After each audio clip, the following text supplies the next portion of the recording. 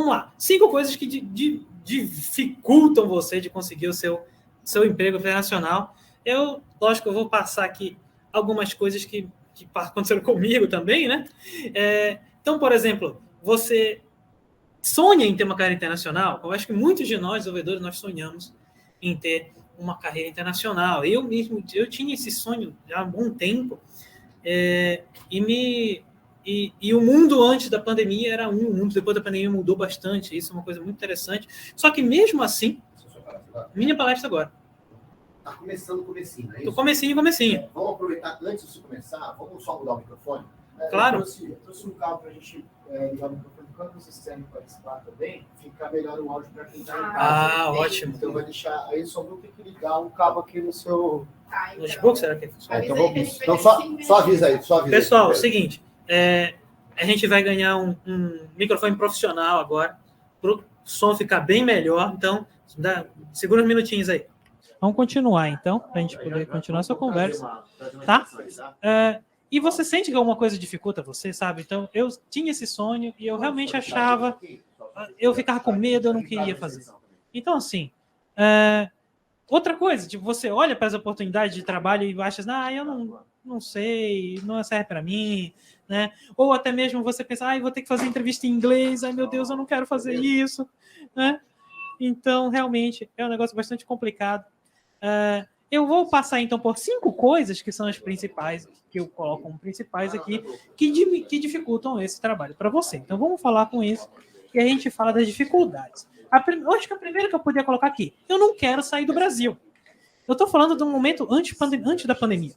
Né? Antes da pandemia, realmente, você conseguir uma carreira internacional, tinha poucas formas de você conseguir que não fossem você ir embora do Brasil. Ou você ir para os Estados Unidos, ou você ir para a Europa, ou você ir para algum lugar, né?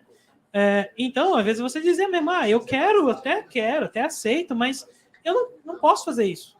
Não posso agora, eu tenho família, meu filho nasceu, um monte de coisa, né? Então, tem alguma dificuldade. Hoje em dia, a gente vê também muitos recrutadores aí dentro do LinkedIn buscando desenvolvedores brasileiros para ir para Portugal, certo? Então, isso tem acontecido com uma certa frequência. Tem bastante empresas em Portugal buscando desenvolvedores aqui no Brasil e que, principalmente pela facilidade da língua, né, claramente.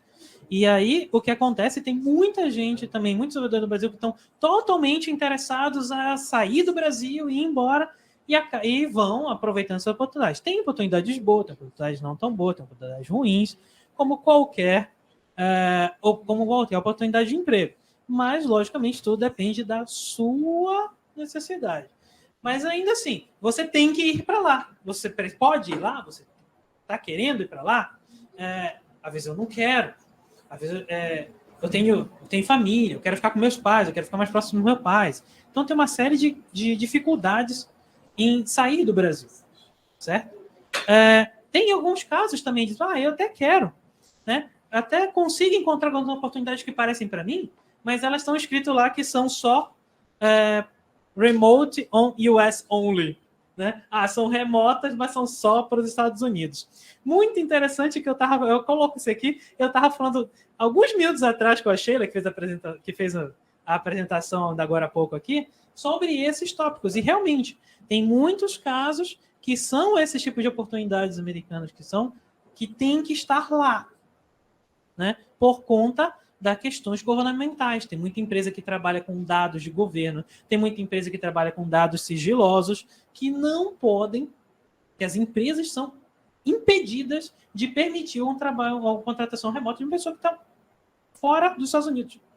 Então, esses casos acontecem bastante também, acontecem muito.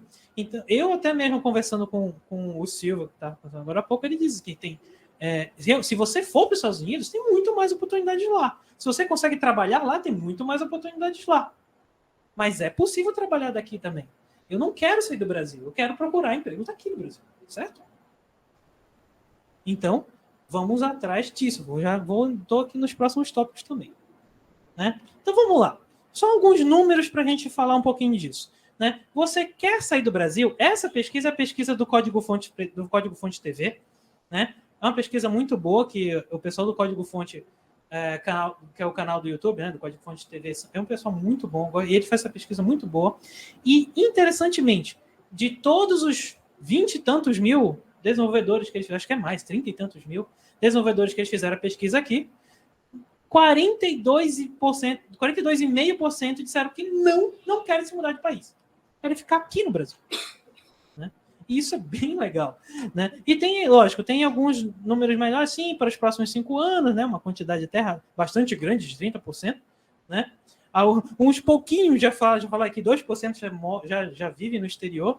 Né? Mas o fato de que nós temos 40 e tantos por cento de desenvolvedores dizendo que não querem sair do Brasil mostra que a gente tem ali um grande gap de, olha, eu tenho que ter algumas oportunidades que me permitam eu trabalhar daqui e para fora. Certo? E isso tem, né? Tem oportunidade. Vou falar dela já já. Certo? Outra coisa que me impede muito de conseguir um emprego fora do Brasil é o meu nível de inglês.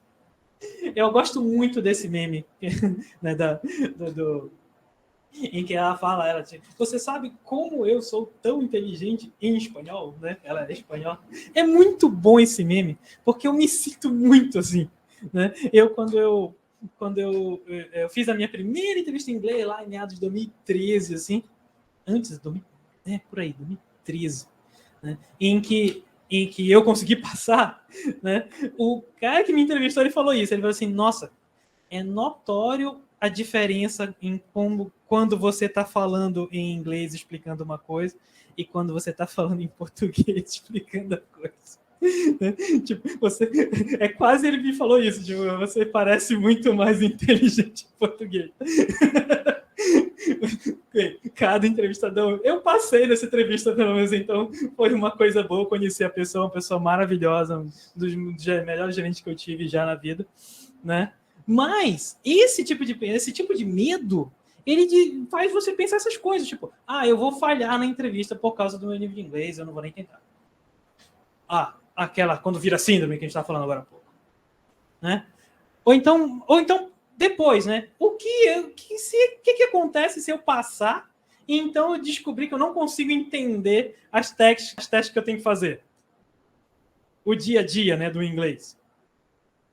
Aquele medo de você tá ali, nossa, cada hora você acha que os caras vão te demitir, né? Como eu estava falando agora há pouco.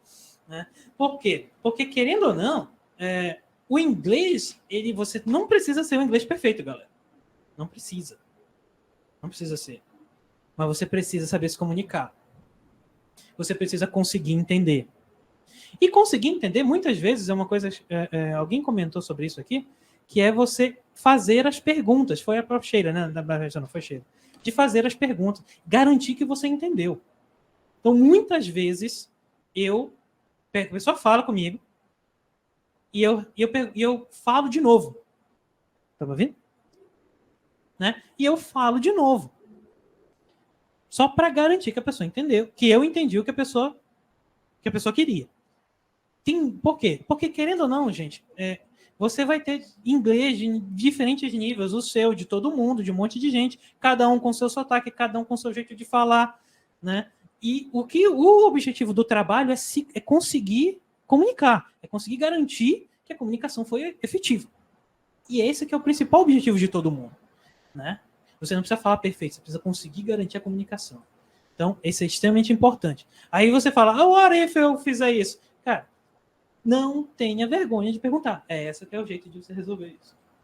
Né? Eu vou ficar aqui no Brasil, onde a língua não é um problema para mim. Acabamos de falar sobre zona de conforto, certo? É muito mais confortável estar falando a minha língua.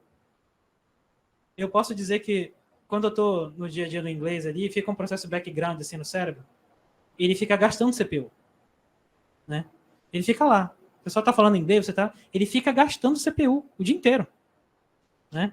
Quando você está na sua língua, ele não gasta. Parece que está no outro lado, você está usando outra parte da sua cabeça, assim, que não gasta tanto CPU, assim, não tem grandes gastos de energia. Né? Então, querendo ou não, é aquele momento em que você está num momento desconfortável.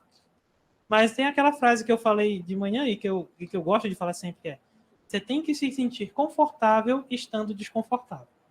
Estar desconfortável faz parte do crescimento. E qualquer que seja esse desconforto. Nesse caso aqui é falar inglês. Vai chegar uma hora que você vai estar falando, ó, e vai estar de boa. Né? Você vai estar de boa. Lógico, não, eu tenho uma dificuldade se você tem duas pessoas, uma falando inglês e uma em português ao mesmo tempo, acima do lado da outra. Isso é bem ruim para mim. Porque aí o meu cérebro ele não sabe em qual CPU ele vai usar, né? E homem, ele é sempre monoprocessador, né? Então o processador tem que ficar trocando de processo aqui na cabeça para conseguir funcionar. Mas, de novo, é o problema da zona de conforto nesse caso aqui. Você quer passar para o próximo nível? Tem que sair da zona de conforto. E aí uma coisa interessante, números aqui também da pesquisa Código-Fonte, entre desenvolvedores, tá? Não é de toda a população brasileira. Entre desenvolvedores, 30% deles dizem que tem inglês avançado. Tá? Mais 40% dizem que tem inglês intermediário. Só que, quando perguntas, você consegue conversar de forma fluente em inglês? 60% dizem que não. É meio... Né? Não parece certo. Se você olhar, você faz a conta aqui, ó, intermediário e avançado dá 70% e 61% diz que não conseguem falar. Você vê que tem uma barreira aí, tem uma diferença entre o que você acha que você consegue e o que você acha que é o necessário de inglês para você falar e o que você realmente precisa de inglês para conseguir se encarar, né, um trabalho. Então, tem um gap aqui. Né? Isso é bastante interessante de notar. Ou seja, eu tive que fazer isso na minha cabeça. Dizer, cara, fala, não tenha medo. Fala, não tenha medo. Fala, não tenha medo. Vá lá e faça entrevista. Tem que fazer. Toda vez, eu lembro, eu falei, toda vez que eu tinha que falar inglês, nos trabalhos lá, tipo, 2015, 2016, tinha reunião. Né? Já estava numa empresa multinacional, ainda não era... Já podia ser considerado carreira internacional, né? Mas era uma empresa multinacional, trabalhava na regional daqui do Brasil e tinha que fazer entrevista com o pessoal da Suécia, da Índia, né? De alguns dos Estados Unidos. Então, tem lugares, às vezes, tinha uma reuniões grandes, assim, eu tinha que fazer. Aí, aqueles 10 minutos antes da reunião, dava até uma dor de barriga. Aí passa mais 5 minutos, ponto. De volta. Aí, não, agora vamos. Pá. Aí você vai e faz, tá tudo certo. Só que, de novo, é o desconforto. Vamos buscar, né, se sentir confortável com isso, que a gente consegue ir para frente, vai embora. Mas, galera, é medo mesmo. Dá bastante medo. Digo para vocês. Né? A terceira coisa que impede você de conseguir. Eu preciso estudar mais. Eu não tenho todos os requisitos daquele job description que eu di lá. Ele está pedindo dezenas de tecnologias, eu não sei. Eu só sei, sei lá, umas 5, né, das 10. Ou então, meu Deus, eu vou começar a aplicar. Eu vou, Pedro. Eu tenho coragem, eu vou aplicar. Quando eu aprender Python, aí eu vou. É porque eu só sei Java, sabe? Eu só sou expert em Java. Então, como eu só sei Java, não dá para aplicar nas oportunidades aqui. Eu vou aprender Python. Quando eu aprender, aí eu aplico, beleza? Aí você vai postergando cada vez mais, né? Não, cada hora que... Não, agora eu aprendi Python, mas eu preciso aprender Docker. Eu preciso aprender. Eu preciso aprender. Você vai aprender, precisa aprender sempre, cara. Esquece isso. Você vai sempre precisar aprender. Não tenho o que fazer. Né? Ou ainda, ele fala assim, eu não vou tentar porque eu não tenho a experiência requerida aqui dentro do Job Description. O Job Description diz mínimo de 4 anos e experiência em Python. Meu cargo atual, ele pedia mínimo de 4 anos de experiência em Python. Eu nunca tinha trabalhado com Python. Nunca. Eu sempre fui desenvolvedor Java, muitos anos, e trabalhar com Java. Quando eu fui fazer entrevista. E eu fiquei com aquilo na cabeça. Eu perguntei para a hiring manager, disse assim, olha, só uma coisa importante aqui no meio da nossa conversa aqui. Eu sei Java. Né? Python ainda vou precisar aprender. Ela virou para mim e disse assim, não se preocupe. Com isso que você sabe de Java, ou de, né, ou de desenvolvimento, Python vai ser rapidinho para você. A pressão aumenta, né? Mas querendo ou não, né, aquela frase que ela falou, ela tirou dos meus ombros ou da minha cabeça o bloqueio que eu teria se eu tivesse lido aquele JavaScript e disse, não vou nem tentar. Olha a diferença. Principalmente no nível de senioridade, que às vezes você já está lá, sênior, né, mais do que sênior até, em que a tecnologia em si, lógico, dependendo da vaga, né? Não estou falando de um cara, quero um cara especialista em segurança de não sei o quê. Pô, aí não, né? Aí o cara tem que ser especialista em segurança de alguma coisa. Mas se for uma vaga de engenheiro, né? Sênior, cara, aplica. A senioridade não é só tecnologia. Certo? E o último legal, né? Que a gente estava falando toda hora. E se descobrirem que eu sou um impostor? Toda vez a gente tem isso na cabeça. A gente já falou bastante de impostor aqui. Por favor. Se você está se sentindo assim todos os dias, você é uma pessoa normal. Então, vamos lá. Nós somos todos pessoas normais, vamos continuar lutando. O Silvio até falou agora há pouco, né? Então você é um ser humano, anda de duas pernas. É isso aí. Pode ficar tranquilo. Legal. E outra coisa que impede, você estar no seu modo seguro. Às vezes você está numa big company. E essa big company, e você está numa posição ok.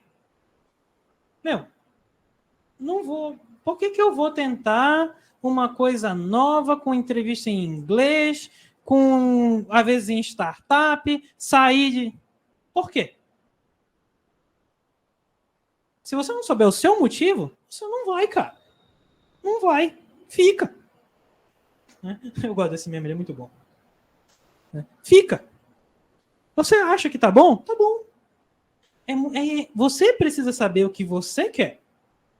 Né? Às vezes você está numa posição dessa, como o Bruno próprio falou agora há pouco. Você está nessa posição, você fica. Você pode, dependendo da situação que você está na sua vida, vale a pena, não vale a pena fazer nenhum tipo de movimentação. Mas, se você está buscando uma coisa melhor para você, se esse é o objetivo que a gente está falando dessa palestra aqui, você não pode parar aqui. Porque isso vai virar desculpa o tempo todo. Não, tá uma posição boa. Eu estava numa empresa grande. Né? E aí o que aconteceu? Eu olhei para tinha o meu gerente lá, eu estava nesses momentos de precisar conversar com alguém, esse meu gerente, cara, muito gente boa, virou meu amigo, morar no meu condomínio que eu. Aí ele virou para mim e disse assim, eu virei para ele e disse assim, cara, eu tô meio parado aqui, eu preciso fazer uma mudança na minha vida. Eu tô nesse momento aqui desse modo seguro, eu tô numa situação que eu tenho certeza que o meu trabalho está sendo ok aqui, né? Mas não vai ficar muito diferente disso. Eu preciso fazer uma mudança para mim. Aí a gente começou a conversar, eu falei assim, cara, sabe que eu não tenho de experiência? Startup. Não tenho. Eu vou buscar. Aí ele falou para mim, você tem certeza? Que é complicado, né? Você vai para uma startup, você está aqui numa empresa gigante, com todo o apoio, com todas as seguranças, todos os benefícios. E você vai mudar para uma startup? Sem nada disso? PJ?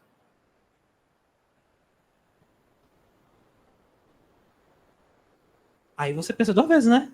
Tem família, tem filho, casa para pagar, né? Aí você pensa duas vezes. Mas o que vai me motivar? O que me motiva a sair disso aqui? Ir para esse momento? É você conseguir mais. Eu queria ter uma oportunidade em que eu aprenderia mais, ganharia mais e poderia me jogar mais para cima, para onde eu queria. Onde eu queria chegar. Eu sabia, se eu ficasse ali, não ia acontecer nada. Ou melhor, ia ficar no mesmo lugar. Eu já tinha feito isso antes. Não sei se eu contar a minha historinha, eu era da aeronáutica. Eu fui militar, da Força Aérea, era capitão. Eu era militar de carreira. Eu podia me aposentar lá. Meus amigos estão lá até hoje. Eu vou dizer assim, se é para sair do safe mode, eu já tinha feito isso uma vez. Eu saí do safe mode e digo, não, vou encarar, eu quero fazer uma carreira melhor. Eu tava de novo no safe mode lá. Sair daqui é fácil. Né? Então a guia a gente vai. Fácil nada, foi complicado, claro que foi. como é que você acha isso? Acionei minha rede de contatos, enfim. Foi um monte de coisa, né?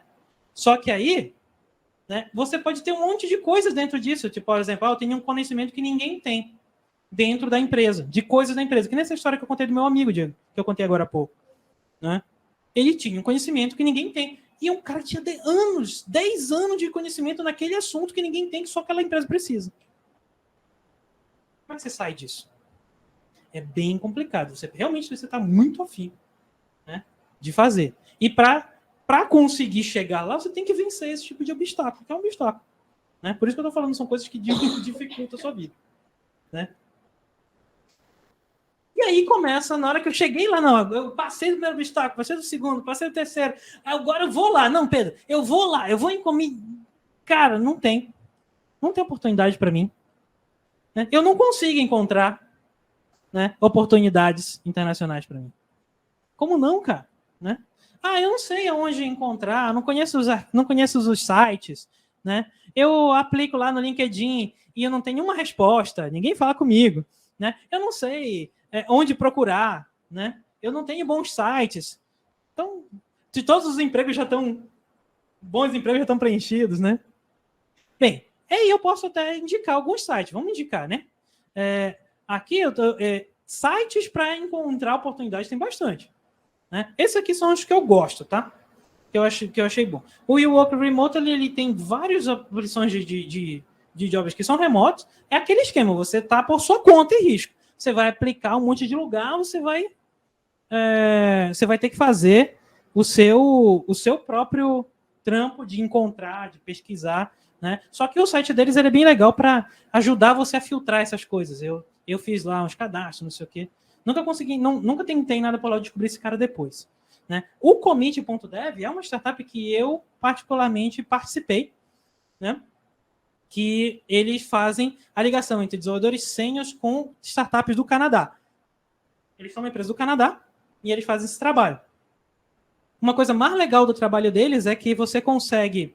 Eles fazem essa ligação, você fica ligado a eles por 3 meses e depois eles liberam você para você fazer o contrato direto com a empresa que você está contratando. Que é diferente, por exemplo, de outras empresas que fazem isso, só que aí elas quase mantêm esse vínculo de intermediário com você. Tem vantagens e desvantagens, claro, quando você tem vantagens, é que você conseguindo fazer o contato direto, você até consegue ganhar mais, e aí o contato já foi feito, a referência já foi feita, você já mostrou que você é bom, você já mostrou que você pode ter a confiança daquelas pessoas, certo? E aí você consegue fechar um contrato. É muito difícil você fazer isso sem ter feito ter conhecimento, ter essa confiança. Nesse ponto, empresas que fazem esse trabalho de intermediação permitem você adquirindo essa confiança, né? Como a empresa da Ubimais, que a gente estava falando agora há pouco aqui. Né? O Elfond é bom para você achar coisas que são de startups, né? Porque era o antigo onde eu li, então tem bastante vaga de startup aqui. O Glassdoor, ele é excelente, não apenas pelas vagas, mas você conhecer as empresas, ver os salários. O Glassdoor é o melhor lugar para você achar salário de toda a internet. Melhor lugar. Ele comprou outras empresas que faziam isso. Aqui no Brasil tinha uma empresa que fazia isso, ele só veio lá e comprou. Era o Love Mondays, não sei se você lembra. Aí Glassdoor já era grande, ele foi lá e compraram o Love Mondays. Né? E aí, então, eles são excelentes. Principalmente porque, às vezes você vai negociar, quando você chega num ponto de negociar, você precisa saber os valores.